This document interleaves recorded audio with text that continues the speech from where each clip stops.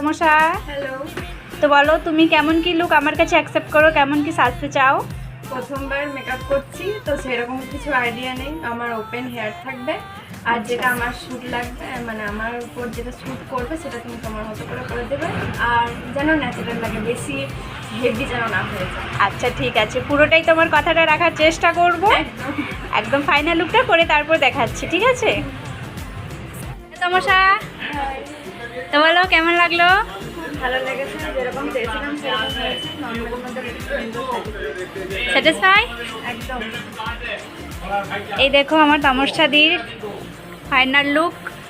ওর তো খুবই পছন্দ হয়েছে, তোমাদের কেমন লেগেছে অবশ্যই জানাবে। চোখটা একটু বন্ধ করো। এই দেখো নর্মালের মধ্যে চেয়েছে সেরকম করেছি, একটু পেছনে ঘুরে যাবে,